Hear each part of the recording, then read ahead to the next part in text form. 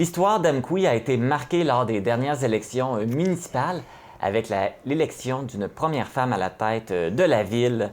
Donc, je suis avec Sylvie Blanchette, première mairesse d'Amqui. Bonjour, Madame Blanchette. Bonjour, Ça va bien? Je peux t'appeler Marc, hein, tu oui, permets? oui, c'est mon nom, fait que c'est bien correct. Je me suis pas trompée, ça va. C'est ça. Bonjour, ça va très bien, Ça merci, oui. Bien, tout d'abord, félicitations pour vos élections que vous avez gagnées en novembre dernier. Oui. Et puis, en plus, vous êtes une pionnière, vous marquez l'histoire, vous êtes la première mairesse d'Amqui. Qu'est-ce que ça représente pour vous? Bien, c'est sûr que ça représente beaucoup. Première mairesse, c'est historique. En même temps, tu sais, je le vois aussi comme, bon, les gens m'ont donné confiance.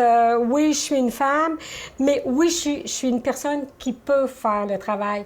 Je suis une personne qui a toujours foncé dans la vie, qui aime les responsabilités, je pense, qui aime les défis surtout. Fait que c'est ça que je retiens, moi. C'est, oui, mairesse, mais avant tout, la personne qui veut amener Amqui là où les gens d'Amqui veulent aller. Donc, c'est pas juste une question de sexe, c'est plus une question de capacité et de volonté. Mais... Excuse-moi, mais même dans mon travail, moi, tu sais, j'ai travaillé 40 ans pour Agropur, Division Natrel, puis j'ai toujours travaillé dans un milieu d'hommes. De toute façon, j'ai eu à gérer des hommes au niveau du transport, au niveau de la distribution. Fait que pour moi, le côté sexe, le côté un homme, une femme, regarde, moi, c'est qu'on est des êtres humains, puis on doit travailler ensemble. Tout à fait. Mais vous êtes connue aussi quand même du coin. Vous avez été conseillère un mandat avant. Qu'est-ce qui vous a amené à dire, bien là, je décide de passer de conseillère à mairesse? Bon, le fait que j'ai pris la décision, d'abord, c'était pas, disons, dans mes projets de carrière, moi. Tu sais, OK, avec Natrel, comme je disais tantôt, j'ai vraiment cheminé. J'ai mené une très belle carrière là. Après ma retraite, ce que je voulais d'abord, c'était m'impliquer parmi la communauté, parce que lorsque je travaillais, je pouvais pas, j'étais toujours à l'extérieur, puis bon. Fait que mon but premier, c'était de m'impliquer, de donner à ma communauté. Bon, donc là, c'est présenté les élections 2017. Je venais d'accompagner ma sœur, Huguette, qui était décédée, qui était très, très impliquée, elle, puis qui m'avait... J'avais beaucoup discuté avec elle avant son décès et qui m'encourageait. Alors là, en 2017, c'est ça, je me suis présentée comme conseillère, j'ai été élue et je me suis très impliquée. Très, très impliquée quand même durant mon mandat de conseillère. Là. J'en ai fait plus que le client demande. Alors, mais j'aimais ça, c'est ça. J'allais dans les dossiers, j'approfondissais les dossiers. J'aimais quand c'était le temps de prendre une décision, de bien connaître quand même pour toujours prendre la meilleure décision possible. Alors, ce qui s'est passé, c'est que, bon, Pierre Demois, qui était maire à ce moment-là, quand même, on était une belle équipe aussi de conseillères, conseillers. Et quand M. Damour, au mois d'avril, a décidé a dit qu'il ne se représentait pas, pour moi, ça a été une surprise parce que j'étais certaine qu'elle allait faire un autre mandat. Fait que je me disais, bien, gars, moi, je vais l'accompagner aussi. Si les gens veulent m'élire une deuxième fois, je vais rester comme conseillère. Fait que c'est sûr que lui, quand il a annoncé son retrait de la vie politique municipale, là, je suis tombée en réflexion, là, puis je me suis dit, bon, je vais essayer de laisser aller un peu le temps. J'ai pris de la formation même au niveau de l'Union des municipalités du Québec à ce moment-là, qui disait un peu, c'est ça, les femmes, bon, les femmes en politique, on parlait de femmes tantôt, mais les femmes en politique aussi, ou le fait de s'impliquer aussi en politique, notre communauté. C'est sûr qu'il y avait des pour, puis il y avait des contre aussi, parce qu'on le sait que c'est les médias sociaux, c'est pas évident. Hein? Non, c'est une autre chose à gérer. Hein? Une autre chose, ça fait qu'encore là, j'avais suivi une formation être ou ne pas être sur les réseaux sociaux. Puis, bon, fait que là, tu sais, en fin de compte, j'ai laissé cheminer. Tu sais, je cheminais là-dedans. Puis, bon, il y avait un autre conseiller qui avait annoncé quand même sa mise en candidature. Fait que je me disais, bien, gars, c'est qu'à un certain moment donné, je me suis dit, Sylvie, si tu le fais pas tout de suite, là, ben tu le feras pas. Tu le feras pas dans 4 ans. Parce que dans 4 ans, je vais avoir 4 ans de plus. Ouais. Moi, je dis toujours que je recule, mais... C'est quand on dit qu'il faut vivre vos jours, c'est là. C'est ça. Fait que là, c'était là où dans ma tête à moi, ça serait pas dans 4 ans. Là. Fait que là, je dis, ben gars, puis comme je vous disais, je suis quelqu'un de défi. Fait que j'en parlais un petit peu avec mes amis, ils me disaient, fais attention. Puis il y en a beaucoup d'autres qui m'encourageaient. Fait que la décision s'est prise au mois de juillet et j'ai annoncé. Bien, ça porte tes fruits. Oui. Les gens vous ont fait confiance. C'est pas trop une longue réponse, j'espère. Mais non, mais c'est correct, c'est parfait. C'est intéressant de voir là, le cheminement parce que justement, c'est pas évident de faire de la politique. Hein? Fait que c'est beaucoup, c'est une longue réflexion. C'est pas une décision qui se prend un matin, je me lève puis je fais ça, là, j'imagine. C'est quelque chose qui est longuement réfléchi. Là. Et puis il faut que ça soit réfléchi. Et moi, je ne dis jamais j'aurais dû, bien dû, donc dû. C'est ça, c'est que je réfléchis longtemps, mais quand la décision est prise, je regarde plus en arrière, là, c'est que je regarde en avant. Fait que c'est pour ça que, oui, normalement, je prends le temps, justement, puis ça a toujours été comme ça. Mais pour ça, à partir du moment qu'elle est prise, c'est en avant, on fonce, puis on fait ce qu'il y a à faire. Là, vous mentionnez, c'est pas évident non plus avec les réseaux sociaux, mais la politique, c'est un peu ingrat. Hein? C'est pas évident parce que des fois, on parle, on est 4-5 personnes ensemble, on a de la misère à s'entendre. Et là, il faut prendre une décision pour la population. La société en général. Donc, c'est sûr qu'on est ouvert, on devient ouvert, il faut être ouvert aux critiques, puis on devient une cible facile. Comment vous voyez ça, vous? Est-ce que ça vous fait peur de peut-être que des gens ne seront pas d'accord avec les décisions que vous allez prendre? Ben, tu sais, j'arrive à la ville d'Amqui quand même avec un bagage d'expérience. Là. Bon, au niveau de mon travail, encore là, j'ai eu la chance d'avoir des postes de responsabilité. Je devais faire des choix, je devais prendre des décisions, je devais rendre des décisions que je prenais. Bon, j'étais toujours appuyée normalement quand même par la direction. Mais c'est moi qui rendais la décision quand même aux gens avec qui je travaillais. Et j'ai toujours assumé quand même. Puis tu sais, moi je trouve qu'il y a une façon de faire, c'est d'être honnête. OK?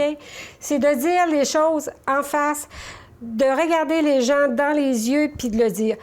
Puis de dire en même temps, c'est ça, vous dites, on est 5, il y a une décision à prendre, il y en a peut-être 2 qui vont être pas contents, puis 3 qui vont être contents. Bon. Et, bon, les 2 qui sont pas contents, c'est dommage, mais il faut prendre une décision éclairée. Il faut prendre une décision pour la majorité des gens, puis pour le bien-être des gens.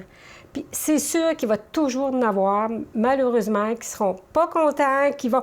Puis ce qui est dommage, c'est comme sur les réseaux sociaux, c'est que ceux qui sont pas contents sont beaucoup plus bruyants que ceux qui sont contents. Oui, puis c'est souvent une minorité. Exactement. Ouais, comme vous dites, ils sont pas contents, ils sont souvent en minorité parce que ce que tu fais d'habitude, c'est y aller avec ce que la population veut. Et ce qu'elle veut, bien, c'est ce que plus que 50 veulent, fait que 60, 70, 80 Tu sais, moi, j'ai toujours la règle des 20-80, là, fait que peut-être 80 vont être d'accord, puis 20 ne seront pas.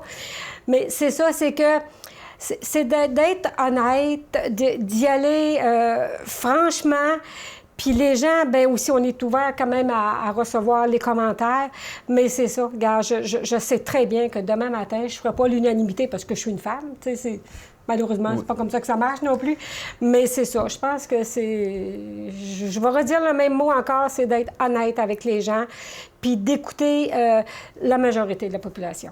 Donc, on parlait de prendre des décisions. Justement, là, vous avez opté, là, vous êtes devenue mairesse, mais j'imagine que vous aviez peut-être déjà un plan d'action en tête. Donc, y a-t-il des choses que vous aimeriez réaliser ou commencer, des projets que vous aimeriez commencer là, dans votre première année de mandat? Bien, la première année de mandat, puis ça, je l'ai dit durant la campagne, c'est que, comme je disais tantôt, le 20-80, c'est, bon, Amqui, puis ça, c'est bien tout ce qui a été fait avant, mais on n'a jamais élaboré de planification stratégique. OK? Bon, encore là, dans les entreprises, ça prend une planification stratégique pour savoir où tu vas aller pour, à ce moment-là, prendre les bonnes décisions. Donc, c'est ça, puis j'en ai parlé avec les gestionnaires, c'est qu'on va élaborer, en début de 2002, on va regarder pour élaborer une planification stratégique. On va l'élaborer. Je ne l'ai pas élaboré encore, mais je sais quand même. Il faut le faire. Il faut le faire. Il faut le faire aussi avec une consultation citoyenne, voir avec les gens. Fait que c'est ce qu'on va faire Pour ensuite, justement, ben, gars, si c'est ça, 2022, pas 2002, ça fait longtemps en arrière, oui. 2022, mais parce qu'il y a déjà quand même des projets qui sont sur la table, là, qui sont en voie de réalisation. C'est ça, bon... On parlait tout à l'heure de la passerelle. La passerelle J. Napoléon-Pérusse. Quand je suis arrivée en 2017, là, on en parlait de la passerelle, puis elle était déjà désuète, puis elle était déjà à... Là, on ne savait pas si c'était à ce moment-là la fermer même ou la reconstruire.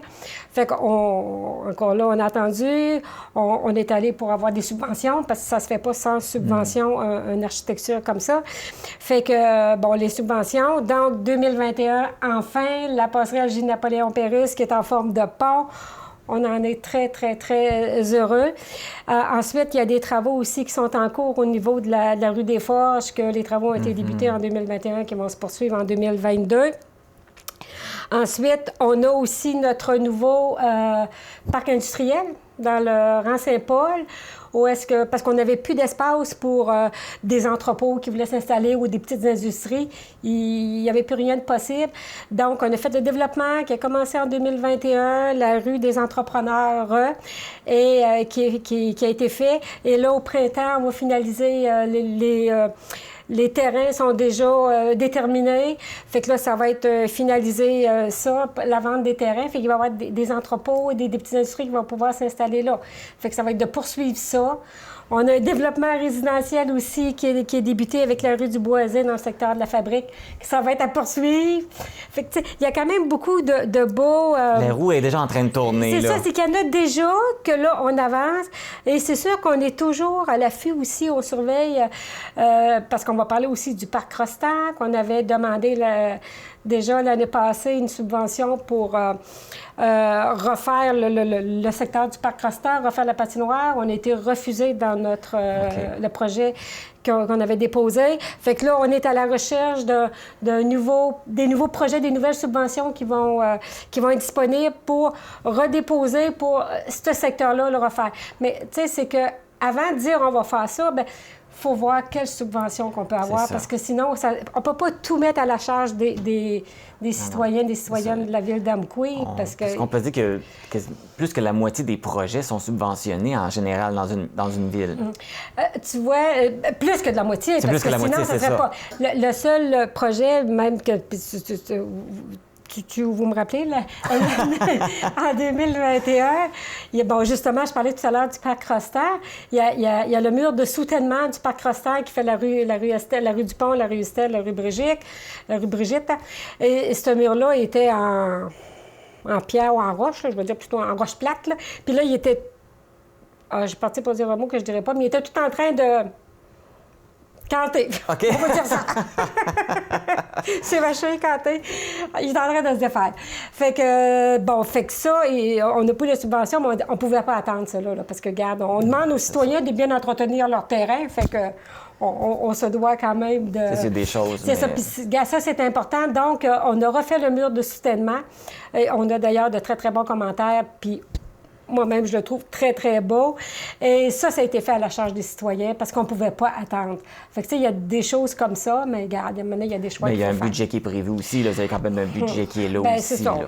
Ça a été dans un budget pour ça. Puis d'ailleurs, vous allez sûrement avoir sortir le budget là, pour la ville aussi bientôt, j'imagine. Bien, le budget a été voté le 22 décembre. Depuis le 22 décembre, le budget il a été déposé le 20 décembre. Le 22 décembre, il est passé. Eh bien, écoute, vous allez avoir un beau mandat bien rempli, je pense. Ça va travailler fort. Et puis, avant de compléter, je pense que vous aviez un message à donner à vos citoyens. Bien, je vais passer 2 messages, OK? Parce pas de problème. En 2022, on va parler beaucoup aussi au niveau du bac brun, OK?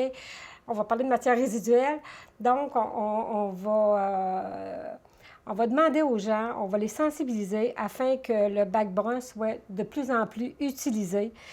Il y en a qui nous parlent d'inconvénients. On a quand même des sacs qui sont compostables, des petits sacs de plastique qui sont compostables, qu'on peut mettre nos résidus de cuisine. Alors, c'est que le bac brun doit être plus utilisé afin de diminuer les déchets qu'on met dans le bac vert. Parce que le bac vert, on le paie vraiment au tonnage, tandis que le bac brun, c'est pas du tout le même coût. Fait que ça, on va travailler ça beaucoup. On va travailler avec la Régie des matières résiduelles pour essayer de trouver une solution aussi pour diminuer les coûts. Et ce que je vais demander aux gens en 2022, il va faire chaud à un moment donné, là, où, les thermopompes, s'il vous plaît, afin d'éviter d'avoir des infractions, afin d'éviter qu'on ait à refuser des demandes de dérogation après installation. Je vous en prie, s'il vous plaît, dites-le à vos amis, à votre famille, partout, ou faites-le vous-même. Demandez un permis quand ça vient l'instant, quand ça vient le moment d'installer une thermopompe, parce qu'à Amkoui, ça prend un permis. Ça fait que, s'il vous plaît, dites-le et venez chercher votre permis. Et avec ça aussi, bien, c'est sûr que je souhaite à tous les gens une très, très belle et bonne année 2022. Et j'espère qu'on va pouvoir s'amuser en grand nombre. Voilà, le message est lancé. Sylvie Blanchette, ce fut un plaisir de vous rencontrer, de discuter. Vraiment, et je vous souhaite un beau mandat. Puis on va sûrement avoir la chance de se reparler pour annoncer des belles nouvelles ou pour faire le suivi là, de ce qui se passe ici à Amkoui. Bien, c'est très agréable et de toute façon, je me permets quand même si ça fait déjà quelques semaines, de vous souhaiter la bienvenue, Marc, bien, ici à Amkoui. Et pour nous, vous êtes une belle acquisition. C'est agréable de jaser avec vous et j'espère que vous allez me réinviter. Certainement, certainement, on va savoir plein de choses à raconter. Oui, merci. Merci beaucoup. C'était Sylvie Blanchette, mairesse d'Amkoui.